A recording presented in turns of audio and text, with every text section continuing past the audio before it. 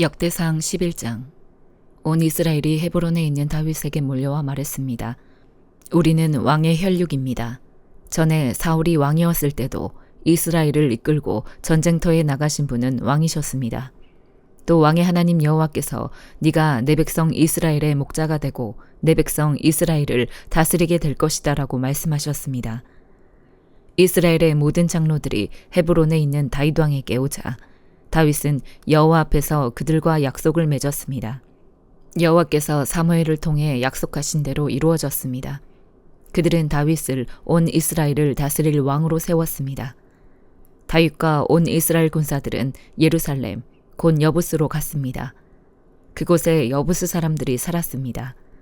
여부스 사람들이 너는 여기 들어올 수 없다라고 다윗에게 말했지만 다윗은 시온 산성을 빼앗고 다윗성이라고 불렀습니다.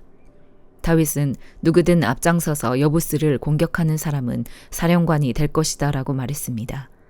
그 말을 듣고 스루야의 아들 요압이 먼저 올라가 여부스를 공격해 사령관이 됐습니다. 그 후 다윗은 그 산성에서 살았고 그 성은 다윗성으로 불렸습니다. 다윗은 성을 다시 쌓았는데 밀로에서부터 성벽을 쌓았고 성의 나머지 부분을 요압이 다시 쌓았습니다. 만군의 여호와께서 다윗과 함께 계셨기 때문에 다윗은 점점 더 강해졌습니다. 다윗이 거느리는 용사들의 우두머리들은 이렇습니다. 이 사람들은 온 이스라엘과 함께 다윗을 도와 나라를 얻게 하고 다윗이 왕이 돼서 왕의 힘이 온 땅에 미치도록 도와주었는데 여호와께서 약속하신 대로 이루어졌습니다. 다윗의 용사들은 이러합니다. 학몬 사람의 아들 야소부함은 30명의 우두머리였는데 그는 창을 들어 300명을 단번에 죽였습니다. 그 다음으로는 아우아 사람 도도의 아들 엘르아살인데 그는 세 용사 가운데 하나였습니다. 엘르아살은 블레셋 사람들이 싸우려고 바스담밈에 모였을 때 다윗과 함께 있었습니다.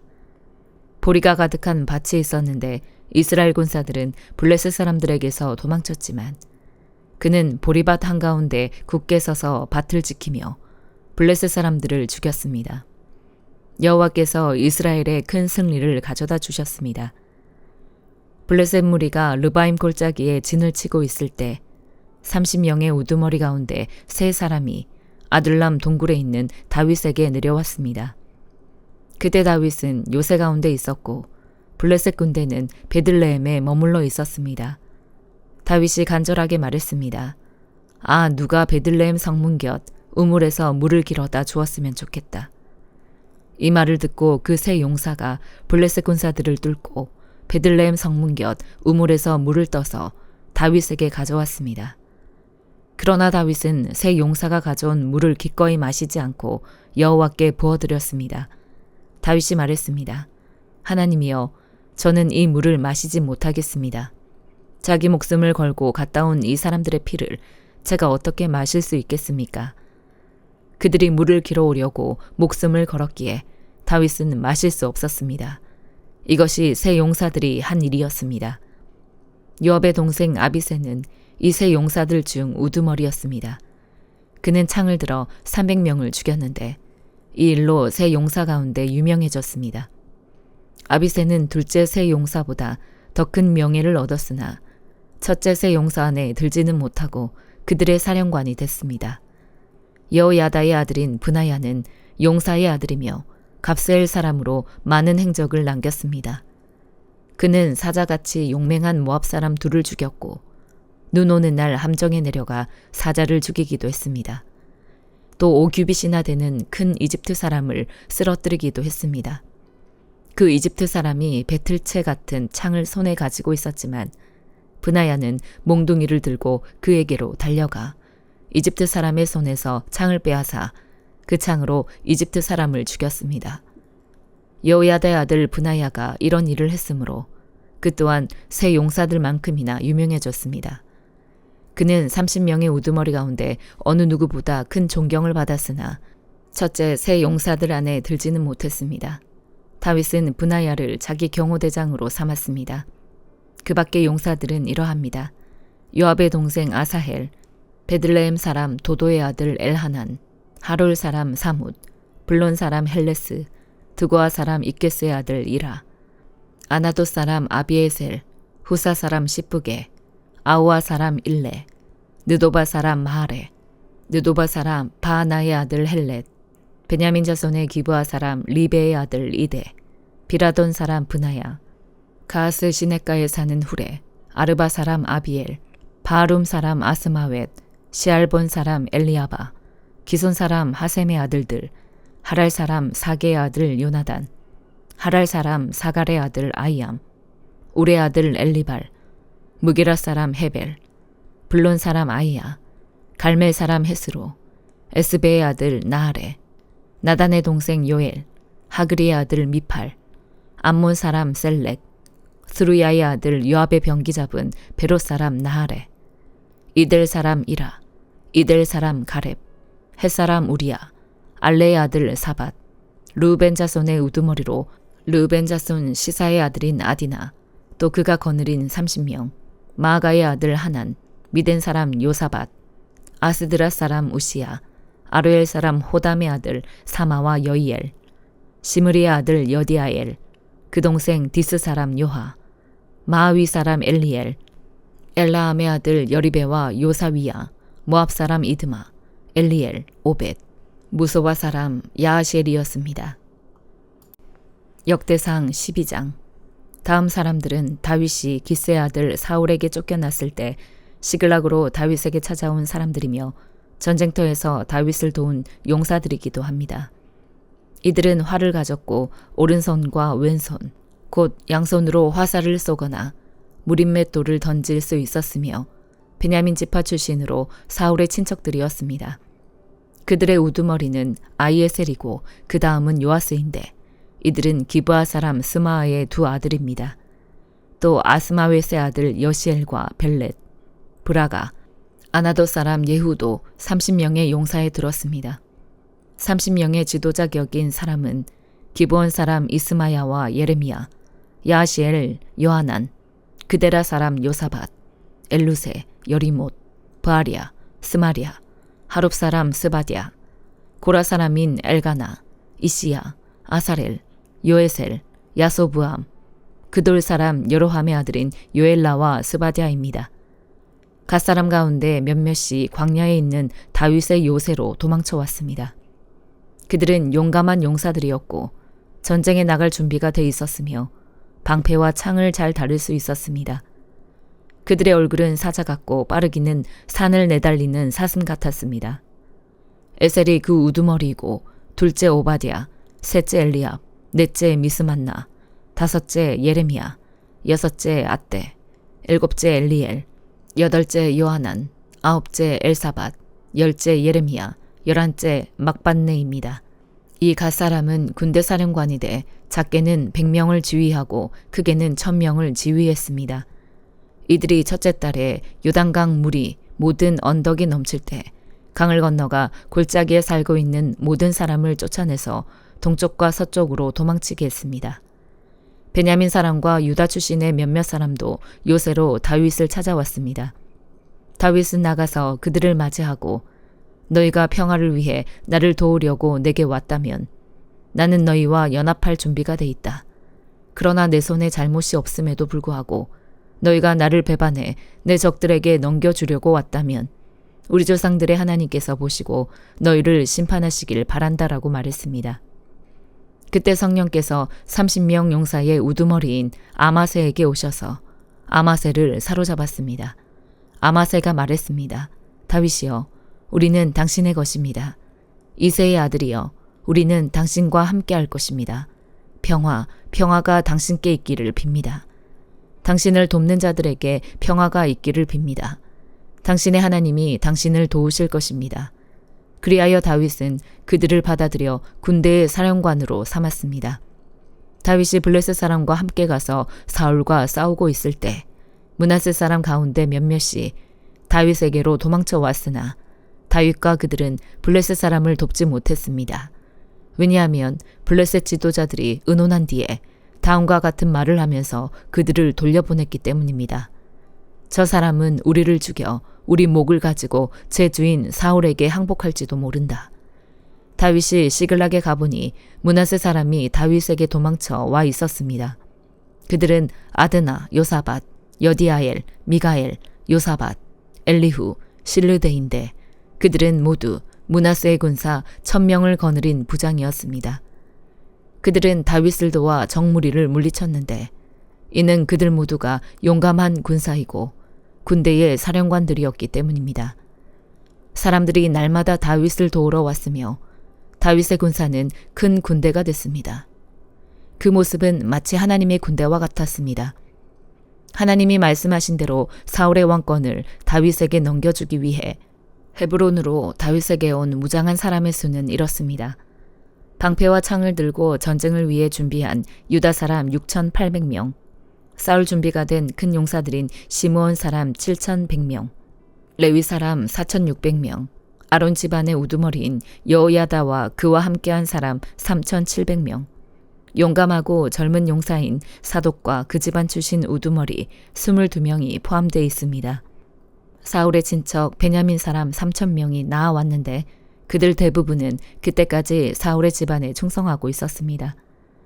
자기 족속에게 유명했던 에브라임의 용감한 용사들 28,000명, 특별히 세움을 받아서 다윗을 왕으로 세우려고 온 므낫세 반지파 사람 18,000명, 때를 알고 이스라엘이 할 일을 알았던 이사갈 사람들 가운데 우두머리 200명과 그들 수하의 그 모든 친족들, 모든 종류의 무기로 전쟁에 나갈 준비가 된 노련한 군인들이며 다윗만을 돕기로 한마음으로 충성을 바친 스불론 사람 5만 명, 납달리 사람 가운데 1,000명의 장교들과 방패와 창을 가진 37,000명의 군인들, 싸울 준비가 된 단 사람 28,600명, 잘 훈련된 군인들로서 싸울 준비가 된 아셀 사람 4만 명, 모든 종류의 무기로 무장하고 요단강 동쪽에서 온 르우벤 사람과 갓 사람과 므낫세 반지파 사람 12만 명이었습니다. 충성스러운 마음으로 싸울 준비를 잘 갖춘 이 모든 용사들은 다윗을 온 이스라엘을 다스릴 왕으로 세우기 위해 그된 결심을 하고 헤브론으로 갔으며 이스라엘 남은 백성들도 다윗을 왕으로 세우는 데는 한 마음이었습니다. 그 무리는 그곳에서 다윗과 함께 먹고 마시며 3일을 보냈고 그 가족들이 그들에게 먹을 것을 보냈습니다. 뿐만 아니라 이사갈, 스불론, 납달리처럼 먼 곳에서도 사람들이 나귀와 낙타와 노새와 황소에 먹을 것을 싣고 왔습니다. 밀가루, 무화과 과자, 건포도, 포도주, 기름, 소와 양을 먹을 것으로 많이 가져와 이스라엘 백성 가운데 기쁨이 넘쳤습니다. 히브리서 13장. 형제 사랑하기를 지속하십시오. 나그네 대접하기를 소홀히 하지 마십시오. 어떤 사람들은 나그네를 대접하다가 자기도 모르게 천사들을 대접했습니다. 여러분은 자신이 함께 갇혀 있는 것처럼 감옥에 갇힌 사람들을 기억하십시오. 여러분도 몸을 가진 사람들이니 학대받는 사람들을 기억하십시오. 모든 사람은 결혼을 귀하게 여기고 잠자리를 더럽히지 마십시오. 하나님께서는 음란한 사람들과 간음하는 사람들을 심판하실 것입니다. 돈을 사랑하며 살지 말고 지금 갖고 있는 것으로 만족하십시오. 주께서는 친히 내가 결코 너를 떠나지 않겠고 또 결코 버리지 않을 것이다 라고 말씀하셨습니다. 그러므로 우리는 담대히 말합니다. 주는 나를 돕는 분이시니 나는 두려워하지 않을 것이다. 사람이 나를 어찌하겠는가. 하나님의 말씀을 여러분에게 전해준 여러분의 지도자들을 기억하십시오. 그들이 산 삶의 결과를 살펴보고 그 믿음을 본받으십시오. 예수 그리스도께서는 어제나 오늘이나 영원토록 한결같으신 분입니다. 여러분은 갖가지 이상한 가르침에 끌려다니지 마십시오. 마음은 음식이 아니라 은혜로 견고하게 하는 것이 좋습니다. 음식에 집착한 사람들은 유익을 얻지 못했습니다. 우리에게는 한 제단이 있습니다. 그런데 장막에서 섬기는 사람들은 그 제단에서 먹을 권한이 없습니다. 이는 그 짐승의 피는 죄를 위해 대제사장이 지성소로 갖고 들어가고 그 몸은 짐 밖에서 불태워지기 때문입니다. 이와 같이 예수께서도 자신의 피로 백성을 거룩하게 하시려고 성문 밖에서 고난을 당하셨습니다. 그러므로 우리도 그분의 치욕을 짊어지고 진 밖으로 그분에게 나아갑시다. 우리는 이 땅 위에 영원한 도시가 아니라 다만 장차 올 도시를 갈망하고 있기 때문입니다. 그러므로 우리가 그분을 통해 항상 하나님께 찬양의 제사를 드립시다. 이것은 그분의 이름을 고백하는 입술의 열매입니다. 그리고 선행과 나눔을 소홀히 하지 마십시오. 하나님께서는 이런 제사를 기뻐하십니다. 여러분을 인도하는 사람들을 신뢰하고 순종하십시오. 이는 그들이 여러분의 영혼을 위해 마치 자신들이 하나님께 아뢰야 할 사람들인 것처럼 깨어있기 때문입니다. 그들로 하여금 기쁨으로 이 일을 행하게 하고 근심함으로 행하지 않게 하십시오. 그러지 않으면 여러분에게 유익이 되지 못할 것입니다. 우리를 위해 기도해 주십시오. 우리는 모든 일을 올바르게 행하며 선한 양심을 갖고 있다고 확신합니다. 내가 여러분에게 더 빨리 돌아갈 수 있도록 더욱 열심히 기도해 주십시오. 평강의 하나님, 곧 양들의 큰 목자이신 우리 주 예수를 죽은 사람 가운데서 영원한 언약의 피로 이끌어내신 분이 그분의 뜻을 행할 수 있도록 모든 선한 것으로 여러분을 온전케 해주시기를 원합니다. 또한 하나님께서 예수 그리스도로 말미암아 그분에게 기쁨이 되는 것을 우리 안에서 행하시기를 원합니다. 하나님께 영광이 영원 무궁하기를 빕니다. 아멘. 형제 여러분, 내가 여러분에게 권합니다. 이 권면의 말을 용납하십시오. 내가 여러분에게 간단히 썼습니다. 우리 형제 디모데가 석방된 것을 알려드립니다. 그가 속히 오면 내가 그와 함께 여러분을 만나보게 될 것입니다. 여러분을 지도하는 모든 사람들과 온 성도들에게 안부를 전해 주십시오. 이탈리아에서 온 사람들이 여러분에게 안부를 전합니다. 은혜가 여러분 모두와 함께하기를 빕니다. 아모스 7장. 주 여호와께서 내게 이것을 보여주셨다. 보라, 왕에게 바칠 몫의 풀을 벤 후 봄풀에 싹이 다시 나기 시작할 때 여호와께서 메뚜기 떼를 보낼 준비를 하고 계셨다. 메뚜기 떼가 땅의 풀을 모두 다 갉아먹어버렸다. 내가 주께 말씀드렸다. 주 여호와여, 부디 용서해 주십시오. 야곱이 아직 어리고 약하니 어떻게 이 일을 견딜 수 있겠습니까? 그러자 여호와께서 이에 대해서 마음을 돌이키셨다. 이 일이 일어나지 않을 것이다. 여호와께서 말씀하셨다. 또 주 여호와께서 내게 이렇게 보여주셨다. 주 여호와께서 불로 심판하기를 명령하셨다. 불이 바다 깊숙한 곳까지 마르게 삼키고 땅까지 살라버려 황폐하게 했다. 그때 내가 말씀드렸다. 주 여호와여, 멈춰 주십시오. 야곱이 아직 어리고 약하니 어떻게 이 일을 견딜 수 있겠습니까? 그러자 여호와께서 이에 대해서 마음을 돌이키셨다. 이 일도 일어나지 않을 것이다. 여호와께서 말씀하셨다. 또 주께서 내게 이것을 보여주셨다.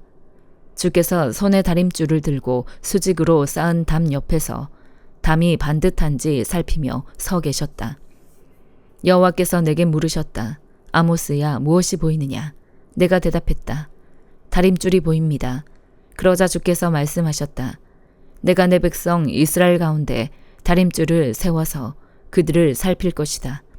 내가 더 이상 그들을 용서하지 않을 것이다.